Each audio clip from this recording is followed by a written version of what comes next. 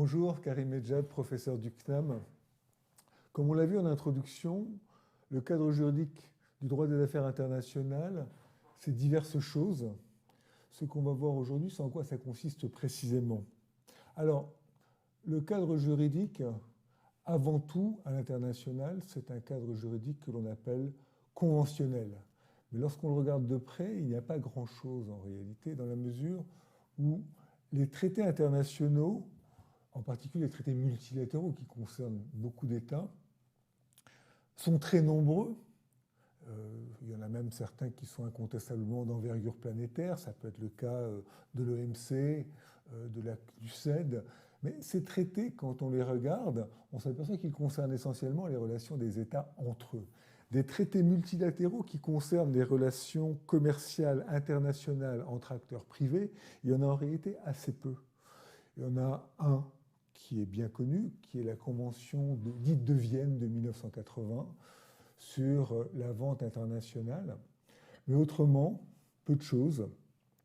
Ce qu'on trouve, c'est des cadres juridiques régionaux. Il y a bien entendu le cadre juridique de l'Union européenne, qui est assez développé pour les relations des acteurs privés des États membres entre eux. Il y a aussi, et je tiens à signaler ce cadre-là parce qu'il est assez méconnu, alors qu'il est probablement le cadre juridique le plus en pointe dans le monde, c'est l'OHADA.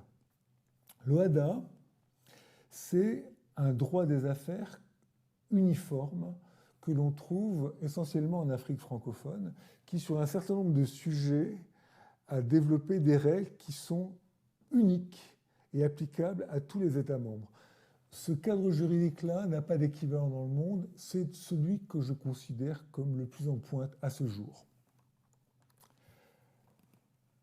À côté de ce cadre juridique conventionnel, donc soit universel, mais en réalité son objet soit très étroit, comme la vente internationale, soit limité géographiquement, comme l'Union européenne et l'OHADA, soit il est coutumier, auquel cas on appelle ça la lex mercatoria en matière de droit international des affaires, la loi des marchands, littéralement. La lex mercatoria, c'est un domaine qui est objectivement universel. On peut dire qu'on retrouve la lex mercatoria partout, sauf que, encore une fois, il y a une limite, et cette limite, c'est son objet. Il y a très peu de sujets qui soient réellement concernés par la lex mercatoria. On connaît les Incoterms, International Commercial Terms, ce sont ces acronymes que l'on accorde au prix. Une vente FOB, FOB, Free on Board, ou bien une vente DDP, Delivered Duty Paid, qui vous indique jusqu'où le vendeur paiera l'assurance et le transport de la marchandise. Mais c'est assez limité, vous en conviendrez. De même, la lex mercatoria a produit quelque chose de tout à fait considérable en droit international, c'est l'arbitrage. Mais l'arbitrage, encore une fois, ça concerne le règlement des différends. Des règles relatives au commerce international proprement dit, il y en a donc en réalité assez peu. Ça veut dire quoi? Ça veut dire que lorsque l'on signe un contrat international, on peut s'interroger sur la loi qui lui est applicable. Le critère d'abord de ce qu'est un contrat international mérite que l'on s'y arrête un moment. Il n'y a pas de critère du contrat international. Ce que je vais vous donner là, j'ai pris la définition que je trouve la plus intéressante, c'est la définition américaine, celle du Code de commerce uniforme américain, qui dit qu'un contrat est international lorsqu'il concerne raisonnablement une autre nation. La notion de raisonnablement est tout à fait intéressante parce qu'elle nous introduit déjà une question que l'on abordera beaucoup plus tard, c'est la question de la façon d'écrire ou de la façon de lire. Raisonnablement, évidemment, c'est un terme flou. Tout le monde comprend raisonnablement d'une façon différente.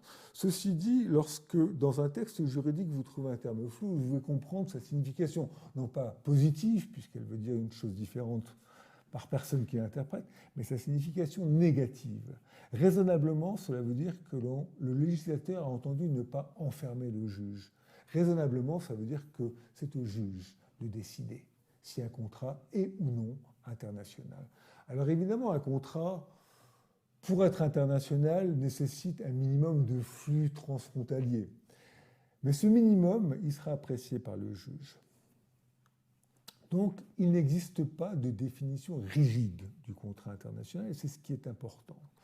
Lorsque on est Dans une logique de contrat international, la conséquence, elle est assez logique, puisqu'on a vu que le cadre juridique international était très limité. Ça veut dire qu'on a une grande liberté, en particulier, on a une grande liberté de choix de la logique nationale sous laquelle on va se placer. C'est un choix de la loi, mais c'est aussi un choix du juge en cas de différend, du juge ou de l'arbitre. Cette liberté-là, elle est considérable, mais il faut bien comprendre une chose, c'est que la liberté, elle s'accompagne toujours d'une forme de responsabilité. Et en l'occurrence, la liberté que l'on a en matière de contrat international, c'est une liberté sans filet. Si on oublie de dire où on est, eh bien on est nulle part. Et si on est nulle part, les ennuis commencent, parce que c'est quelqu'un d'autre qui va le dire. Ce quelqu'un d'autre, ce sera un juge à qui on va aller demander quel est le juge compétent, quelle est la loi applicable. Et ce juge va dire c'est moi ou bien c'est mon voisin. Et le problème, c'est que son voisin peut être amené à dire autre chose. Le risque, c'est que deux juges se déclarent compétents et que deux lois se retrouvent applicables à un même différend. Ou bien, inversement, c'est que deux juges disent chacun que c'est à l'autre de régler le différend, ce qui veut dire qu'à l'arrivée, personne ne sera compétent pour régler le différend. Donc le risque, c'est soit un risque de doublon, soit un risque de déni. Donc c'est un risque qui est assez important. La morale de l'histoire, elle est très simple. La première, c'est qu'il n'y a pas de règle universelle par défaut. Il n'y a pas quelque chose qui s'appelle le droit international qui s'applique à une transaction internationale. La deuxième chose, qui est très importante aussi, c'est que l'international, compte tenu du fait qu'il y en a assez peu, fondamentalement, cela veut dire du national. Un choix du national qui sera applicable, mais un choix de national quand même. Donc, de la liberté, et de la liberté de savoir dans quelle logique internationale on entend situer sa transaction. Je vous remercie.